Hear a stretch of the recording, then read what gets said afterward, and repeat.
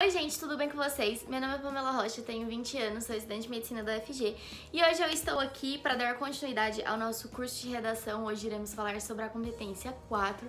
Antes de tudo, eu gosto sempre de reforçar, não sou professora na área, não sou formada na área, sou apenas uma estudante de Medicina, não sou estudante de Letras e estou aqui apenas para compartilhar um pouquinho do meu conhecimento com vocês, tá bom? Ao final do vídeo, se vocês gostarem, eu peço para que vocês deixem um like aqui porque me ajuda pra caramba, comentem, se inscrevam no canal pra gente bater logo a nossa meta de 20 mil inscritos, gente. Eu tô, nossa, morrendo de ansiedade pra chegar logo nos 20 mil inscritos. Manda o vídeo pros amigos de vocês, enfim, ajuda o canal a crescer e a chegar a mais e mais estudantes. E antes de iniciarmos o vídeo, vamos pra nossa vinheta. Estudantes de todo o Brasil, olá!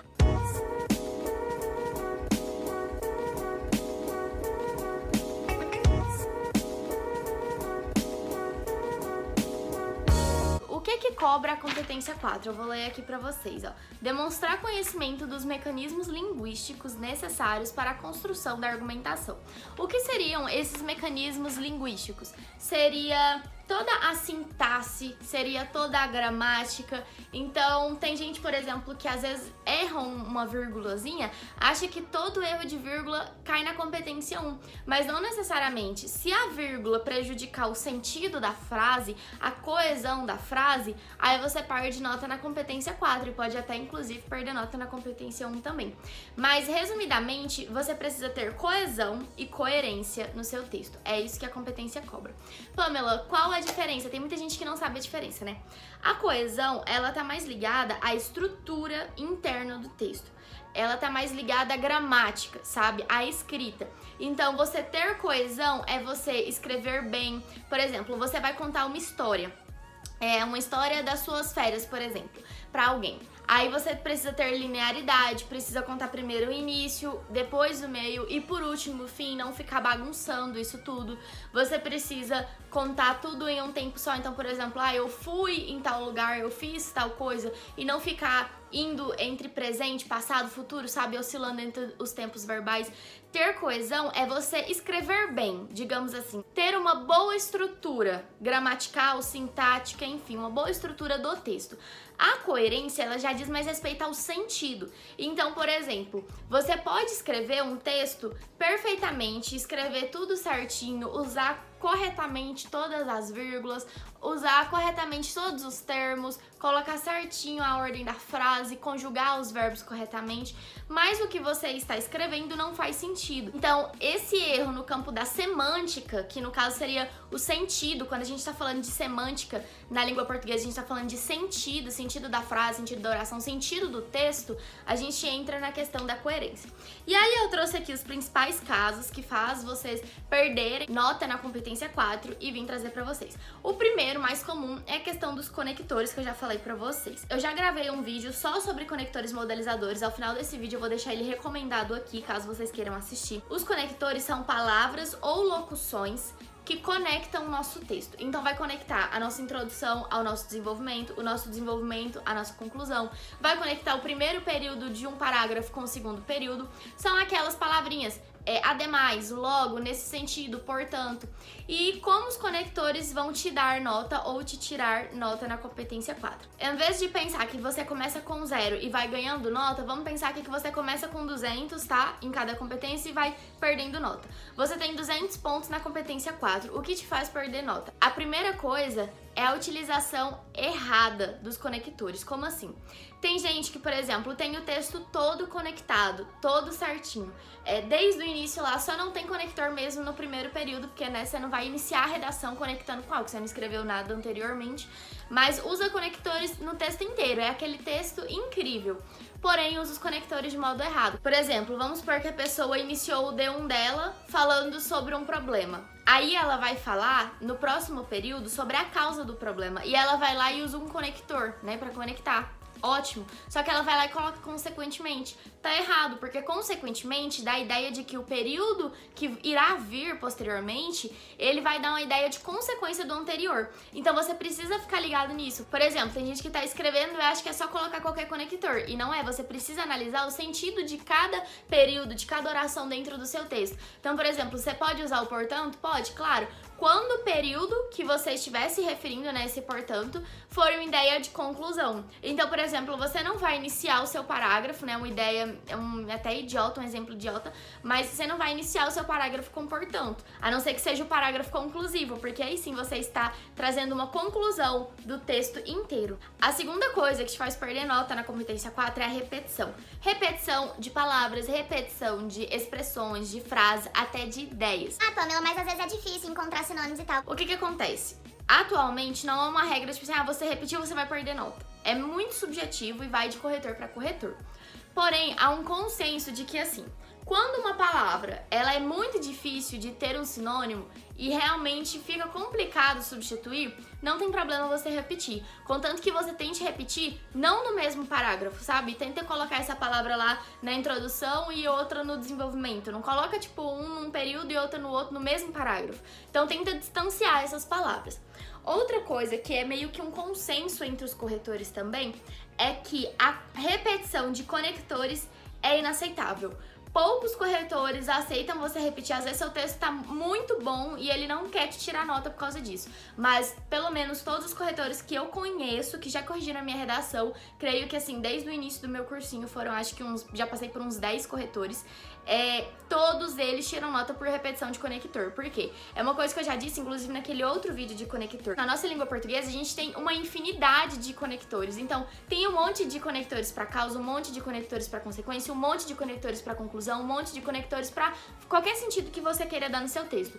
Então, por exemplo, você vai introduzir uma conclusão. Se você pode usar logo, portanto, assim, dessa forma, então, por que você vai repetir o portanto 2 vezes, entendeu? Se você pode usar mas, porém, contudo, entretanto, todavia, por que você vai repetir o mas 2 vezes? Ou todavia também vai repetir? Então, é meio que inadmissível você repetir conectores. Eu, com os meninos que eu corrigi redação, se o aluno repetir uma vez o conector, eu já tiro 40 pontos dele, porque é algo inaceitável na maioria dos casos. Outra coisa, às vezes você precisa falar uma palavra, você precisa repeti-la mais de uma vez. Aí, nesse caso, o que acontece? Se você usou o sinônimo, se você substituiu, e aí você precisa falar daquela palavra de novo e não tem jeito, aí você pode repetir. Mas aí entra a questão do bom senso que eu falei pra vocês, repetir longe. Então, por exemplo, você tá falando sobre algum tema, igual eu dei aquele tema lá sobre o aumento dos cigarros entre os jovens, né?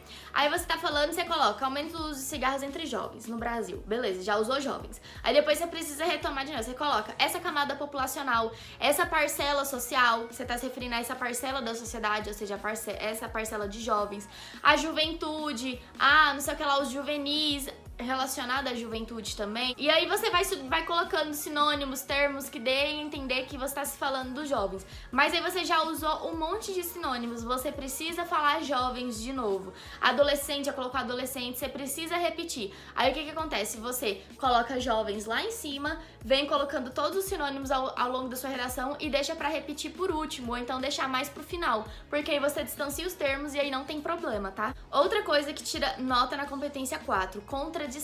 Gente, isso daqui, às vezes o aluno ele tá escrevendo, ele nem percebe, ele começa a escrever ali, ele empolga, ele não para pra ler a redação, por isso que é tão importante você fazer seu rascunho e você ler a sua redação, porque às vezes tem contradições, sabe, que às vezes uma palavra ferra seu texto inteiro. Um exemplo que eu vou dar aqui pra vocês, eu não tenho a redação presencial porque eu corrigi essa redação online. Foi uma redação de uma aluna muito inteligente, a redação dela era ótima, só que por causa de uma palavra, ela ferrou o texto inteiro e eu falei pra ela, expliquei pra ela e ela não tinha percebido. Mas na hora que eu falei, ela percebeu. Essa redação foi até uma que eu corrigi na ONG Educai. Era assim, ela escreveu o texto inteiro, eu não lembro de qual tema que era, eu não lembro o que ela escreveu, mas eu lembro que ela escreveu muito bem. E aí, lá na conclusão, tipo assim, sabe quando chegou nos finalmente, no último minuto do segundo tempo, ela foi e colocou uma afirmação assim, como se ela estivesse falando tudo isso do texto, e aí ela colocou, não sei o que lá. E aí, aquela ideia daquele não sei o que lá, eu não lembro o que era, Só sei que, tipo assim, era justamente o contrário de tudo que ela tinha escrito no texto. E aquilo ali dava um paradoxo gigante, porque não é só uma questão de incoerência, né? De você estar se contradizendo. É uma questão também de, se você... Foi até uma coisa que eu falei pra ela. Se você está contradizendo todo o seu texto, você tá contradizendo todas as suas argumentações, você tá contradizendo todos os seus repertórios. Então, ela literalmente fez um paradoxo. E foi por causa de uma palavrinha. Se ela tirasse o não, aí ficaria ótima, a redação dela era 1000. Mas, assim, então tomem muito cuidado com essas contradições. Às vezes a gente não percebe realmente, às vezes é difícil de identificar. Mas fiquem muito atentos pra vocês não escreverem uma frase, uma palavra que contradiza o que vocês escreveram anteriormente. Um exemplo que eu gosto de dar é o uso do de encontro ao encontro. Muitas pessoas não sabem, mas existem essas duas formas e elas são diferentes. Na verdade, elas são opostas, digamos assim. Muitas pessoas acreditam que ir de encontro a alguma coisa é concordar com alguma coisa, mas na verdade não. Na verdade, significa discordar de alguma coisa. Tem gente que pensa, né, e se encontrar com alguma coisa é tipo concordar, né, ali e tal, mas na verdade não é. Ir ao encontro de alguma coisa significa concordar. Ir de encontro a alguma coisa significa discordar. E aí, por exemplo, vamos supor que, sei lá, a pessoa tá escrevendo algum texto relacionado ao meio ambiente, desenvolvimento sustentável, e aí ela coloca que recentemente a sociedade tem mudado, tem tomado medidas para poder melhorar no problema que tem se desenvolvido, e ela vai colocar isso tanto no D1 quanto no D2. Vai trazer exemplos, né? Vai trazer repertórios, por exemplo, algo que é possível notar são tais atitudes da sociedade que tem pensado mais nessa questão. Vamos supor que ela escreveu algo desse tipo, beleza. Aí ela veio falando tudo isso que a sociedade está caminhando para um desenvolvimento sustentável no D1 e no D2. E aí, pra finalizar o D2, ali na conclusão do segundo desenvolvimento, ela escreveu essa frase assim, ó. Portanto, fica claro que as recentes práticas sociais desenvolvidas vão de encontro ao desenvolvimento sustentável. Quando você fala, quando você escreve, parece que tá tudo normal, parece que, né, usou o conector, usou o modelizador e só confirmou o que ele disse. Mas, na verdade, essa pessoa, ela simplesmente discordou de tudo que ela disse. E isso é muito prejudicial ao texto, porque se você mesmo não está concordando com o seu texto, imagina o seu corretor, entendeu? Então, assim, obviamente o corretor ele vai saber que você usou a expressão errada, que era pra você ter usado outra expressão, mas ele precisa corrigir como se você simplesmente estivesse discordando da sua própria opinião. Então, você não só vai se ferrar quanto à coerência na competência 4, mas você vai se ferrar quanto aos argumentos na sua competência 3, que você está, né, discordando dos seus argumentos, como você também ainda pode perder nota ainda na competência 2, dependendo do corretor, dependendo do quão grave seja essa contradição. Então aqui o correto seria: portanto, fica claro que as recentes práticas sociais desenvolvidas vão ao encontro do desenvolvimento sustentável, ou seja, estão caminhando para um desenvolvimento sustentável. Aí sim você está concordando e confirmando a sua opinião. Outra coisa que pode tirar nota na sua competência 4 também, geralmente tira mais na competência 1, mas se prejudicar a semântica ou a coesão do seu texto, pode tirar nota na competência 4, que é a questão do paralelismo. Eu não vou falar muito aqui sobre o paralelismo, porque ele é um pouquinho complicado também, mas eu já falei dele, acho que foi quando eu tava falando em um dos vídeos lá da competência 1, quando eu fui explicar.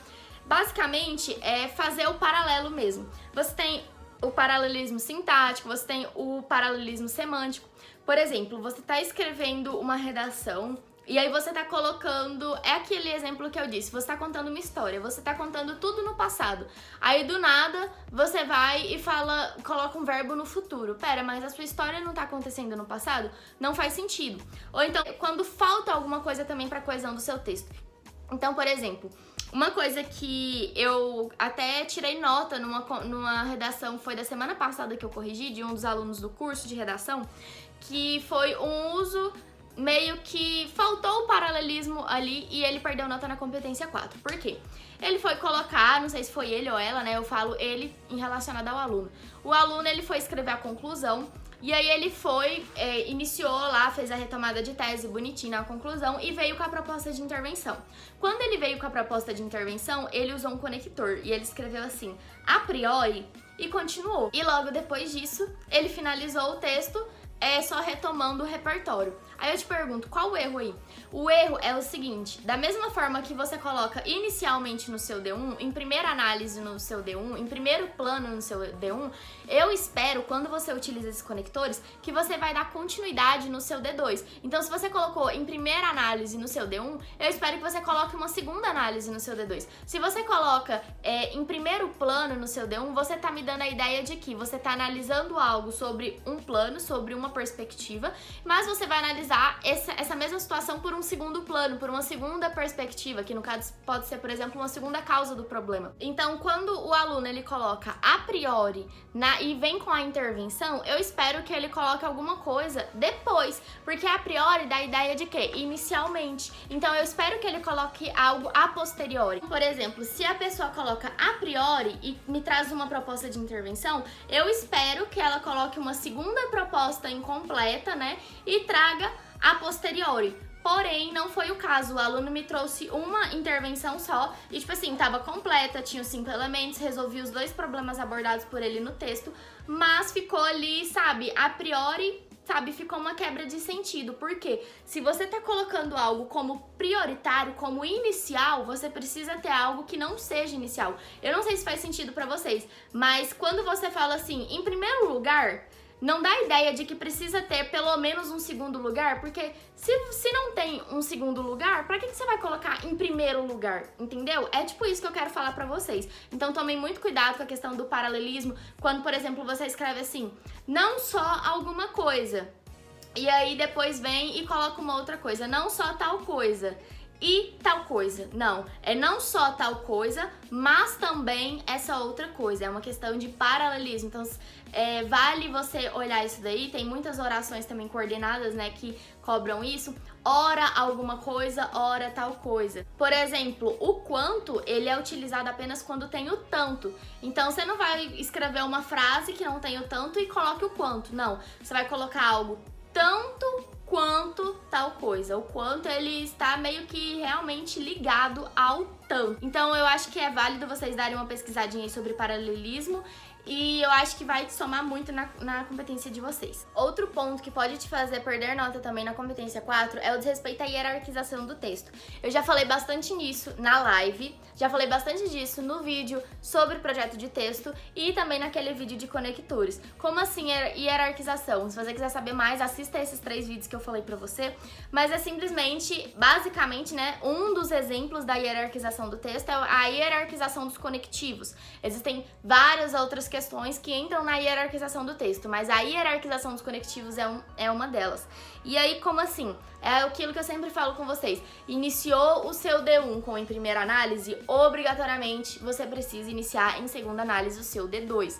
Iniciou com em primeiro lugar, começa em segundo lugar o D2. Iniciou com em primeiro plano, em segundo plano. Em primeiro lugar, em segundo lugar. Eu quis até trazer de exemplo aqui pra vocês, olha.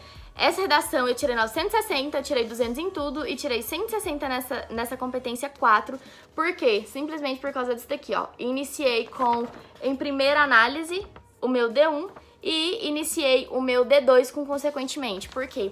Apesar de que sim, estava correto, o meu D2 era uma consequência do meu D1, porém eu não respeitei a hierarquia do texto. Se eu comecei com em primeira análise no D1, eu precisaria começar em primeira análise no D2. Ou seja, eu perdi 40 pontos na minha redação, que é muita coisa. Divida aí 40 por 5 dá 8, ou seja, 8 pontos na sua média, que pode te colocar dentro da faculdade por causa de uma coisa idiota dessa que dá pra você corrigir agora, que você não precisa de prática, é simplesmente implementar. Então tomem cuidado com isso também. Então esses foram os erros que eu queria trazer pra vocês hoje, gente. Mas eu queria também fazer uma última observação antes de finalizar o vídeo, que é algo que eu tenho percebido bastante na redação de vocês, né, dos meninos que eu corrijo as redações do curso. E eu queria comentar sobre isso porque pode te tirar nota na competência 4. Eu normalmente não tiro, a não ser que tenha um segundo errinho ali na competência 4, aí se soma com esse errinho e eu tiro nota. Mas se for só esse erro na competência 4, geralmente eu não tiro. Mas já vale a observação. Parem de usar... principalmente no desenvolvimento de vocês, é digno destacar tal coisa, é lícito falar sobre tal coisa.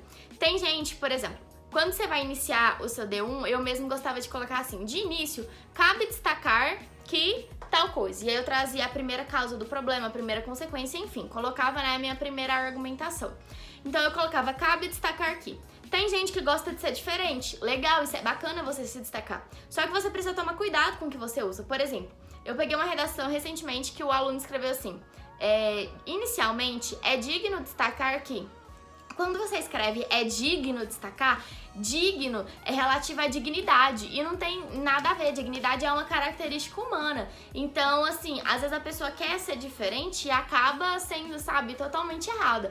E outra coisa também que eu pego muito é a questão do lícito que eu falei pra vocês. De início, é lícito destacar? Lícito está relacionado à licitude, ou seja, algo ser possível, ser aceito ou não na questão da lei. Então, algo lícito é algo permitido por lei. E não tem nada a ver, às vezes, com a argumentação da pessoa, 99% dos casos não tem nada a ver, ela só quer usar aquela palavra ali pra ser diferente.